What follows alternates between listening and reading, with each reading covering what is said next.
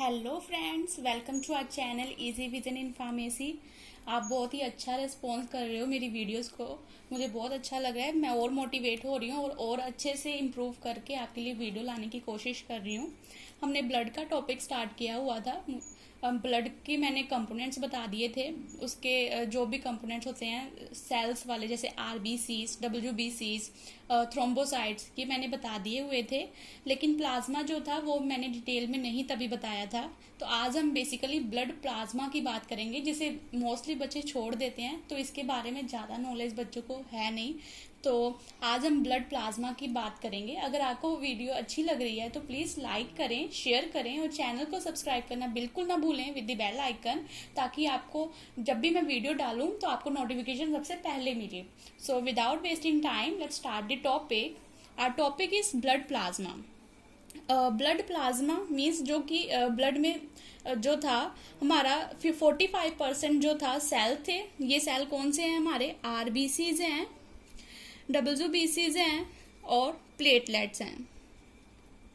RBCs को हम erythrocytes भी बोलते हैं, डब्ल्यूबीसीज को हम ल्यूकोसाइट्स भी बोलते हैं, प्लेटलेट्स को हम थ्रोम्बोसाइट्स भी बोलते हैं। इसकी वीडियो मैंने पहले ही अपलोड कर दी हुई है। अगर किसी ने नहीं देखी, अगर आप मेरे चैनल पे नए हो तो प्लीज़ उसे जाके देखें। लिंक आपको डिस्क्रिप्शन बॉक्स में मिल जाएगा। 45% जो कंपोनेंट थे ब्लड में वो तो थे हमारे सेल्स, ठीक है। जो 55% था वो हमारा था प्लाज्मा। तो इतना इम्पोर्टेंट पार्ट है, हम इसे कैसे छोड़ सकते हैं। तो आज हम प्लाज्मा की बात करेंगे। प्लाज्मा की एक छोटी सी डेफिनेशन देख लेते हैं। प्लाज्मा क्या है? प्लाज्मा एक स्ट्रो कलर ट्रांसपेरेंट फ्लूइड है, जहां पे जो कि डिफरेंट सेल्स जो होंगे, different cells are suspended there. Fine. Plasma क्या है? स्ट्रो कलर, स्ट्रो सभी ने देखी हुई है, उसी कलर का प्लाज्मा जो होता है। और ट्रांसपेरेंट फ्लूइड मीन्स कि अगर हम इसके आर पार देखना चाहें तो हमें बिल्कुल साफ साफ पता चलता है। स्ट्रो कलर ट्रांसपेरेंट फ्लूइड है और इस फ्लूइड में डिफरेंट सेल्स जो हैं सस्पेंडेड किए हुए, मतलब उसके अंदर जो हैं डिफरेंट सेल्स होंगे। अब ये कौन से सेल की मैं बात कर रही हूँ? वही आरबीसीज, क्योंकि यही सेल्स हमने ब्लड में पढ़े हैं। डब्ल्यूबीसीज और प्लेटलेट्स की ही बात कर रही हूँ मैं यहाँ पे। फाइन, आई होप आपको डेफिनेशन पता चल गई है। अब हम बात करेंगे इसके कंपोनेंट्स कि कौन कौन से कंपोनेंट्स इसके अंदर होते हैं। मीन्स जो प्लाज्मा है कैसे बना हुआ है। कंपोनेंट्स की बात करते हैं। कंपोनेंट्स तो बेसिकली प्लाज्मा 3 चीजों का बना है: water, protein and other salutes. जो प्लाज्मा है वो वाटर, प्रोटीन और अदर सल्यूट का कॉम्बिनेशन है। इन तीनों का कॉम्बिनेशन मिलके जो है प्लाज्मा बनाता है। एक एक की बात करेंगे। फर्स्ट हम बात कर लेते हैं वाटर की। वाटर का क्या रोल है? जो वाटर है हमारी बॉडी में बहुत ही इंपॉर्टेंट है। तो ये क्या करता है? जो नॉर्मल स्टेट है हमारी हाइड्रेशन की, नॉर्मल स्टेट ऑफ हाइड्रेशन, उसको मेंटेन करेगा। जो प्लाज्मा में वाटर है वो क्या करेगा? जो बॉडी की नॉर्मल स्टेट ऑफ हाइड्रेशन है उसको मेंटेन करेगा। मीन्स कि जो कहते हैं ना कि बॉडी में पानी की कमी हो गई है, तो अगर प्लाज्मा में प्रॉपर वाटर होगा तो ये नॉर्मल स्टेट ऑफ हाइड्रेशन को मेंटेन करने की कोशिश करता है। जो वाटर की कमी हो जाती है वो नहीं होती, यानी डिहाइड्रेशन, जिसको वर्ड जो है डिहाइड्रेशन, वाटर की कमी जब हो जाती है तो वर्ड हम यूज करते हैं डिहाइड्रेशन। तो डिहाइड्रेशन को प्रिवेंट करता है। प्लाज्मा में जो वाटर प्रेजेंट है वो क्या करेगा? नॉर्मल स्टेट ऑफ हाइड्रेशन को मेंटेन करेगा। ये हो गया फर्स्ट पॉइंट। सेकंड क्या करता है? ये act as a solvent. Act as a solvent. हम जब केमिस्ट्री में भी, केमिस्ट्री लैब में कोई रिएक्शन करते हैं तो बेसिकली हर रिएक्शन में वाटर हम यूज करते ही हैं। तो इसी तरह बॉडी के अंदर भी ये सोलवेंट की तरह काम कर रहा है। जो भी हमारी इंट्रासेलुलर यानी सेल के अंदर हो रही है जो भी रिएक्शन, और एक्स्ट्रा सेलुलर मीन सेल के बाहर हो रही है, दोनों रिएक्शन में केमिकल रिएक्शन हो रही है, हमारे बॉडी के अंदर बहुत सारी केमिकल रिएक्शंस होती हैं, चाहे वो इंट्रासेलुलर यानी सेल्स के अंदर हो रही हैं, चाहे एक्स्ट्रा सेलुलर यानी सेल्स के बाहर हो रही हैं। सेल के बाहर हो रही हैं, बॉडी के बाहर नहीं हो रही। जैसे कि ये सेल, ऐसी कुछ सेल की स्ट्रक्चर है, तो अगर इसके अंदर रिएक्शन हो रही है सेल के अंदर, तो हम इसको इंट्रासेलुलर बोलेंगे। अब दो सेल के बीच में रिएक्शन हो रही है तो हम इसको एक्स्ट्रा सेलुलर बोलेंगे। फाइन। तो जो भी रिएक्शन हो रही है, चाहे वो इंट्रासेलुलर हो रही है चाहे वो एक्स्ट्रा सेलुलर हो रही है, वाटर क्या करेगा, एज अ सोल्वेंट काम कर रहा है। ये इसका दूसरा फंक्शन हो गया। थर्ड हम बात करते हैं water in plasma. Water in plasma easily available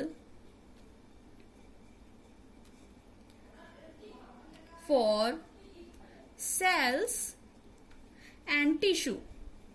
जो कि बॉडी के सेल्स हैं और टिश्यू हैं, उसको जब वाटर की जरूरत होती है तो वो वाटर कहाँ से लेते हैं, प्लाज्मा में जो वाटर प्रेजेंट है वहां से लेते हैं। इसीलिए water in plasma easily available for cells and tissue of the body.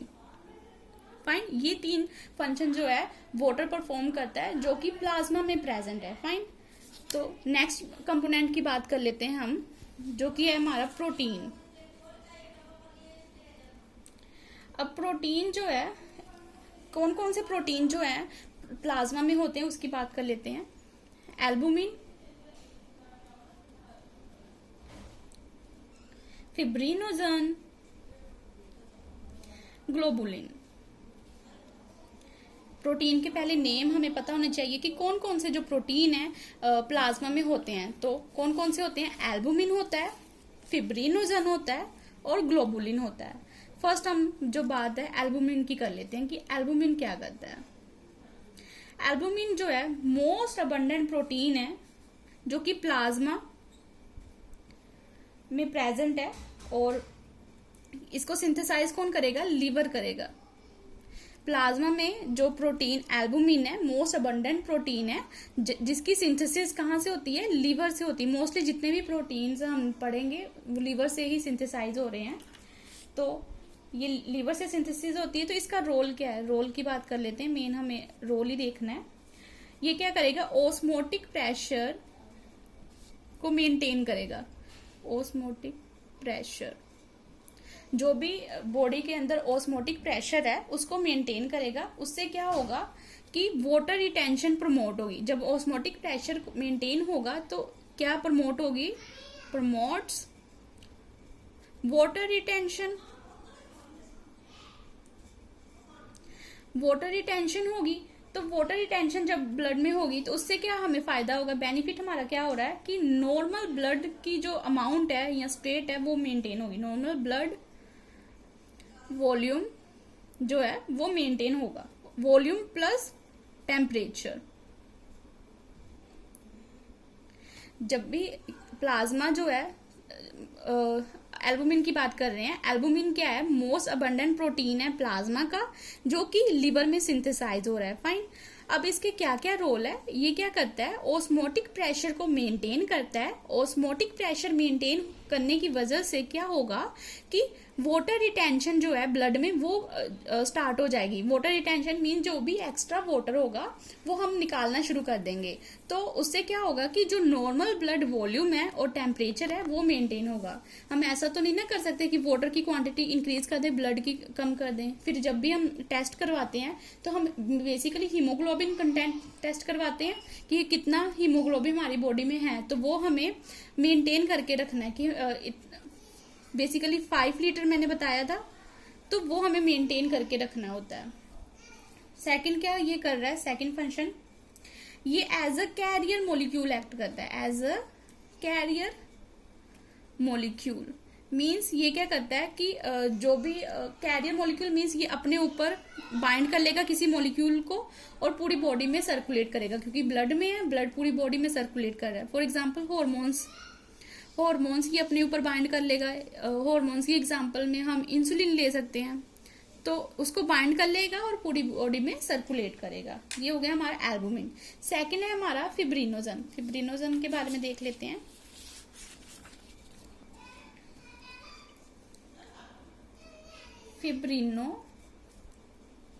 Fibrinogen क्या है? ये भी हमारा प्रोटीन है जो कि हमारे ब्लड प्लाज्मा में प्रेजेंट है। ये जितनी भी चीजें हम पढ़ रहे हैं ये सारी हमारी ब्लड प्लाज्मा में ही प्रेजेंट है। ये भी जो है मैंने पहले ही बताया था, जितने भी हम प्रोटीन पढ़ेंगे बेसिकली लिवर में ही सिंथेसाइज हो रहे हैं। तो ये भी जो है लिवर ही इसको सिंथेसाइज कर रहा है। इसकी सिंथेसिस कहाँ हो रही है? लिवर में हो रही है। और जो फिब्रिनोजन है ये एसेंशियल है फॉर, आपको याद आ रहा होगा, ब्लड क्लॉटिंग। हमने ब्लड क्लॉटिंग का, तो लिवर जो है इसकी सिंथेसिस करता है और ये एसेंशियल है फॉर ब्लड क्लॉटिंग। जब हमने ब्लड क्लॉटिंग की प्रोसीजर की थी, मैकेनिज्म मैंने बताया था, वहां पे फिब्रिनोजन भी एक्ट कर रहा था। फिब्रिनोजन क्या था? एक प्रोटीन था जो कि ब्लड प्लाज्मा से निकल के ब्लड क्लॉटिंग में हेल्प कर रहा था। तो जिन्होंने मेरी ब्लड क्लॉटिंग वाली वीडियो बहुत अच्छे से देखी है उनको तो ये याद आ रहा होगा कि हमने वहां भी फिब्रिनोजन जो था पढ़ा था। तो ये इसका फर्स्ट रोल हो गया। सेकंड रोल क्या है? रोल नहीं है, एक क्या होता है कि जब हम प्लाज्मा जो है वो बेसिकली किसका बना हुआ है? Fibrinogen and other proteins. Fine, fibrinogen है और अदर प्रोटीन कौन से हो गए? एल्बुमिन है, ग्लोबुलिन है, मीन सभी प्रोटीन्स का बना हुआ है जो है प्लाज्मा। जब हम इन प्रोटीन्स को प्लाज्मा में से रिमूव कर देंगे तो जो भी हमारा कंटेंट बचेगा, लिक्विड कंटेंट जो भी बचेगा, उसको हम बोलेंगे सीरम। फाइन, क्या होता है? प्लाज्मा जो है फिब्रिनोजन और अदर सेवरल प्रोटीन्स का बना हुआ है, जैसे कि एल्बुमिन, ग्लोबुलिन एक्सेट्रा। जब हम प्लाज्मा में से इन प्रोटीन्स को रिमूव कर देते हैं तो जो भी हमारा लिक्विड कंटेंट रिमेनिंग बचता है उसको हम कहते हैं सीरम। फाइन, ये एक टर्म है जस्ट। नेक्स्ट हम बात करते हैं अपने नेक्स्ट प्रोटीन की, that is the globulin. Globulin भी बहुत इंपॉर्टेंट है। जो ग्लोबुलिन है ये भी लीवर में ही सिंथेसाइज होगा, सिंथेसिस। और जो ग्लोबुलिन है बेसिकली हमने इसमें 3 तरह के जो है ग्लोबुलिन्स की स्टडी करेंगे, that is the alpha, second है beta and third is the gamma. इसको ऐसे ही लिखना है, अल्फा में जो है क्रॉस इस तरह से आएगा और गामा में जो क्रॉस है वो नीचे की तरफ से आएगा। ये याद रखना। अगर आप इसका क्रॉस यहाँ पे डाल देंगे, इसका यहाँ पे डाल देंगे तो वो गलत हो जाएगा। वो यहाँ पे फिर ये अगर मैं इसको ऐसे डालूंगी तो देखने वाले को ये गामा लगेगा, अल्फा नहीं लगेगा। तो इसको ध्यान रखना है कि जो अल्फा होता है वो उसका क्रॉस ऐसे होता है। ये अल्फा है, ये बीटा है। बीटा में जो है ऐसे बी नहीं लिखना, ये जो इसकी थोड़ा नीचे तक लेके जाना है हमने, बीटा एंड ये गामा। इसका क्रॉस जो है नीचे की तरफ जाएगा, alpha, beta and gamma. Fine, I hope आपको पता लग रहा है कैसे इसको लिखना है। तो अल्फा की बात कर लें। जो अल्फा और बीटा, ये इन दोनों का जो वर्क है वो साथ में होता है। तो ये दोनों क्या करते हैं बेसिकली, इसका रोल देख लेते हैं हम। इसका रोल क्या है? तो ये क्या करेगा? ट्रांसपोर्टेशन करेगा। क्या करेगा? ट्रांसपोर्टेशन। अल्फा और बीटा क्या करेगा? ट्रांसपोर्टेशन करेगा। किसकी करेगा? आयरन की करेगा, लिपिड की करेगा, फैट सल्यूबल विटामिन्स की करेगा, एंड एलडीएल और एचडीएल की भी करेगा। अब एलडीएल और एचडीएल क्या है वो देख लेते हैं। फैट सल्यूबल विटामिन्स कौन से होते हैं? ए, डी, ई, के। ये जो विटामिन्स है इसको हम फैट सल्यूबल विटामिन्स बोलते हैं। ये फैट में जो है सल्यूबल होते हैं। जो भी रह गए हैं उसको हम वाटर सल्यूबल विटामिन्स बोलते हैं। फाइन, ये बेसिक सी बातें जो है साथ साथ में हमें पता लगती रहती हैं, तो इसको हमने याद रखना होता है क्योंकि ये बहुत काम देती हैं आगे चल के। उसके बाद एलडीएल क्या है हमारा? Low density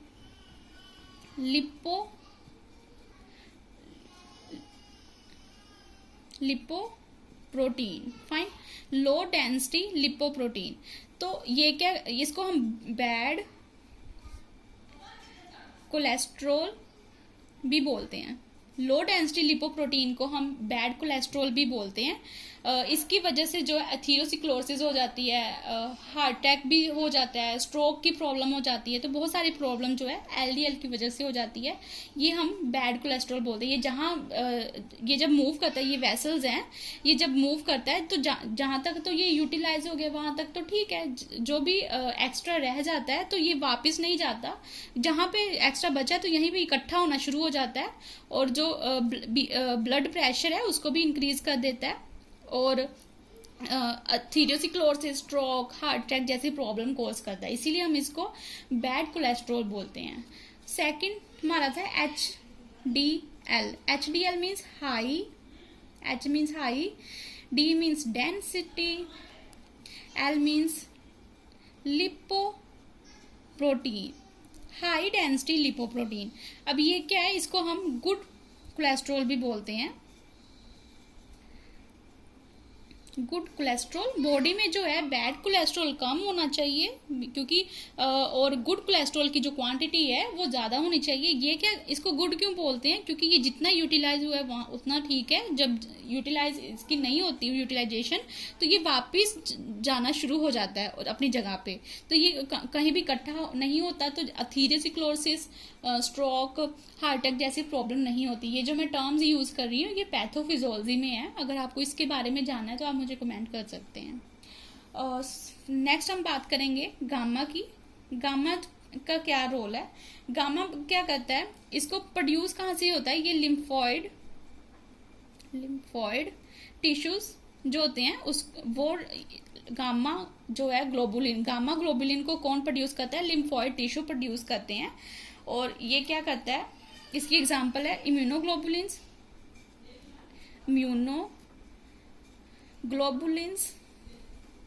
antibodies etcetera. अब इम्यूनोग्लोबुलिन्स और एंटीबॉडीज क्या करती हैं, रेजिस्टेंस प्रोवाइड करती हैं टुवर्ड्स द डिजीज। अब डिजीज जैसे कि टेटनस हो गई, पोलियो होगी, या कोई भी जो भी एंटीबॉडीज बॉडी से ट्रीट करने वाली disease, means bacteria, micro organism से जो भी डिजीजेज होती हैं वो वाली डिजीजेस हम इसमें डाल सकते हैं। अब एंटीबॉडीज हम कोई भी ले सकते हैं, जैसे मैक्रोलाइड एंटीबॉडीज है। एंटीबॉडीज कौन कौन सी हैं देख लेते हैं थोड़ा सा। एंटीबॉडीज में हम पेनिसिलिन ले लेते हैं, लार्ज क्लास ऑफ जो एंटीबॉडीज है उसको पेनिसिलिन को कहा गया है। इसमें बीटा लैक्टम एंटीबॉडीज भी आती है इसी के अंदर, नहीं बीटा लैक्टम एंटीबॉडीज है उसके अंदर पेनिसिलिन आती है, सॉरी। उसके बाद आती है मैक्रोलाइड है,